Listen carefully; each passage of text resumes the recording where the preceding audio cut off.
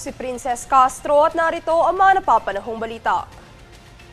Isinama na ng Bureau of Internal Revenue sa mga exempted sa value-added tax o VAT ang 19 na maintenance at life-saving medicines batay sa rekomendasyon ng Food and Drug Administration.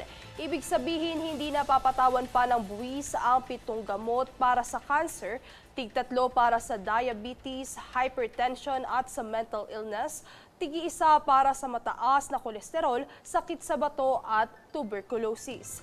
Ayon kay Commissioner Romeo Lumagi Jr., 9 sa mga gamot ang kasama sa ilalim ng Revenue Memorandum Circular 59-2025 habang ang iba pang 10 ay sakop ng RMC 62-2025. Upang matugunan naman ang lumalalang trapiko, nagnanais ang MMDA na paigtingin ang traffic detention gamit ang artificial intelligence. Tunghayan na ulat mula kay Jade Buhoy.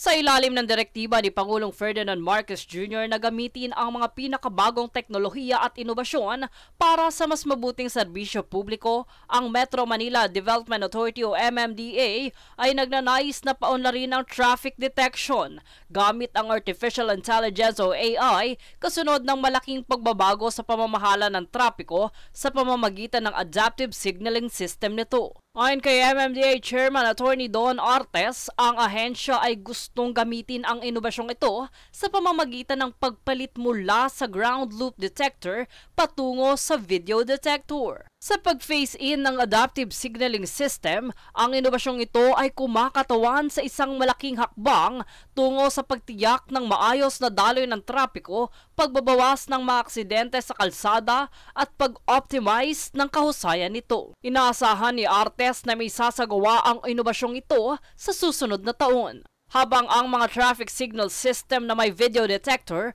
ay hindi gaanong madaling masira ng mga roadworks, masamang panahon at pisikal na panghimasok at may kakayahang kumuha ng karagdagang impormasyon tungkol sa mga sasakyan tulad ng bilis, direksyon at mga numero ng plaka ng sasakyan. Kamakailan lang inalis na ng MMDA ang mga traffic light countdown timer sa 96 intersection sa mga pangunahing lansangan sa Metro Manila at pinalitan ng adaptive signaling system na gumagamit ng mga sensor.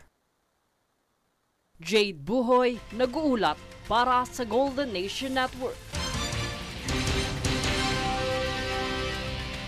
Samantala, nagpaalala ang Department of Energy o DOE na mag-ingat sa panganib na dulot ng short circuit o ang makuryente ngayong panahon ng tag-ulan.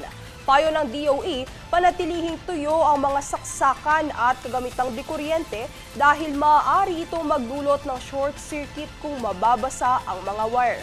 Sa mga lugar naman na madaling bahain, pinapayuhang itaas lamang ang kagamitan upang hindi ito mabasa.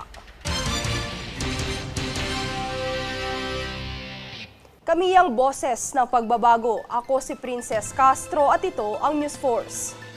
Sa ulo ng mga balita, DOE nagpaalala sa panganib ng short circuit ngayong tag-ulan. MMDA nais paigtingin ang traffic detection gamit ang AI. Pagsusuri ng SOSE ng winning at losing NLE candidates, obligasyon ng publiko ayon sa COMELEC. Guro makukulong ng 12 taon matapos mag-email ng bomb threats sa mga paaralan sa Metro Manila. Alex Yala, nagtapos na ang Wimbledon campaign. Veteran showbiz columnist Lolit Solis pumanaw na. Patas at pantay na balita, komprehensibong ulat para sa pulso ng masa. Ito ang News Food.